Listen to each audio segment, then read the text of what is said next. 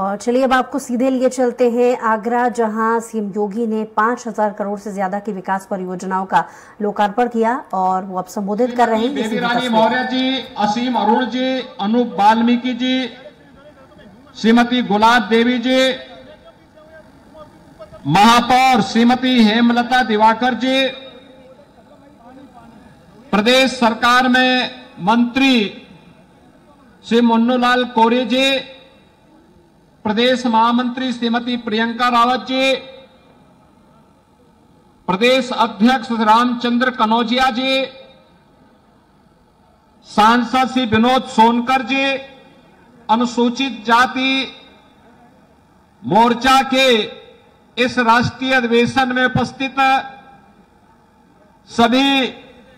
देश के अलग अलग कोने से उपस्थित सभी पदाधिकारी और भाइयों और बहनों, ब्रज भूमि के इस महत्वपूर्ण स्थल आगरा में जो छत्रपति शिवाजी महाराज के शौर्य और पराक्रम के साथ जुड़ा हुआ है, मैं आप सभी का प्रदेश की जनता की ओर से और प्रदेश शासन की ओर से हृदय से स्वागत करता हूं, अभिनंदन करता हूं। इस अवसर पर अपने व्यस्ततम कार्यक्रमों में से समय निकाल करके हमारी पार्टी के राष्ट्रीय अध्यक्ष आदरणीय श्री जगत प्रकाश नड्डा जी स्वयं यहां पर आए हैं। मैं आप सबकी ओर से, प्रदेशवासियों की ओर से उनका ब्रजभूमि में हृदय से स्वागत करता हूं, अभिनंदन करता हूं। भाइयों बहनों, माननीय राष्ट्रीय अध्यक्ष जी अपने व्यस्ततम कार्यक्रमों में पूरे देश का प्रवास करने के साथ ही अब चुनाव की प्रक्रिया को अंतिम स्वरूप प्रदान करने के लिए भारतीय जनता पार्टी के तमाम व्यस्त कार्यक्रमों में से समय निकाल करके इस महाधिवेशन में स्वयं उपस्थित हुए हैं। ये भारतीय जनता पार्टी की प्राथमिकता और अनुसूचित जाति मोर्चे के बारे में, इस समाज के बारे में पार्टी और उनकी आत्मीयता को प्रदर्शित करता है। इसके लिए उनका आभार व्यक्त करते हुए मैं हृदय से स्वागत और अभिनंदन करता हूं। भाइयों बहनों, आपने देखा होगा पिछले 10 वर्ष में आदरणीय प्रधानमंत्री मोदी जी के नेतृत्व में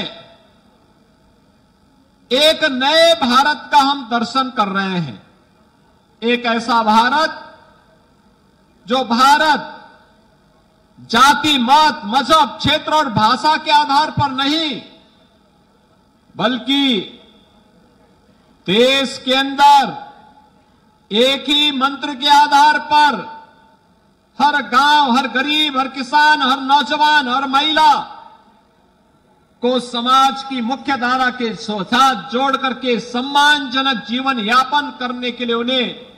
आगे बढ़ने के लिए प्रेरित करता है। और वह मंत्र है सबका साथ और सबका विकास का। सर्वजन हिताय सर्वजन सुखाय का यह भाव जो मोदी जी ने सबका साथ और सबके विकास के मंत्र के माध्यम से 2014 में देश को दिया था, आज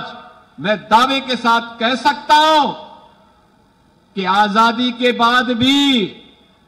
हमारा जो समाज दबा हुआ था, वंचित था, समाज की मुख्य धारा से अपने आप को विकसित महसूस करता था, आज उसे लगता है जब बाबा साहब भीमराव अम्बेडकर जी के नाम पर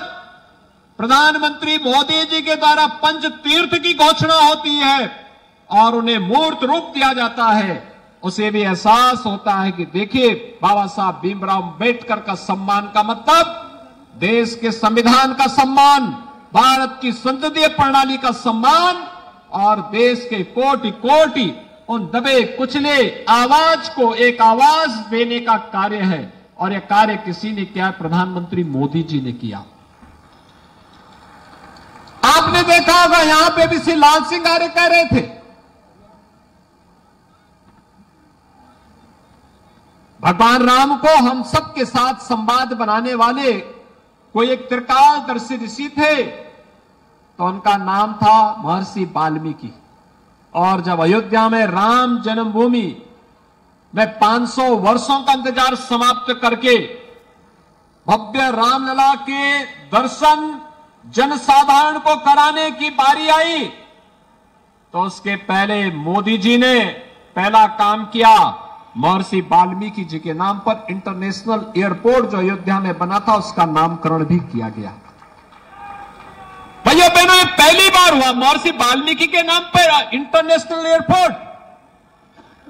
पहले नहीं हो पाया, लेकिन मोदी जी ने किया। आज अयोध्या में आप जाएंगे, पहले दर्शन आपको महर्षि वाल्मीकि के होंगे। भाइयों बहनों, काशी में शीर गोवर्धन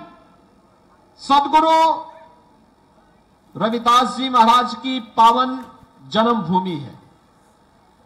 विवाद था, पिछली सरकारें कुछ नहीं कर पा रही थी।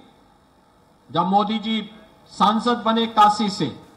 उन्होंने संकल्प लिया कि हमें इसके लिए कुछ करना है। और इसी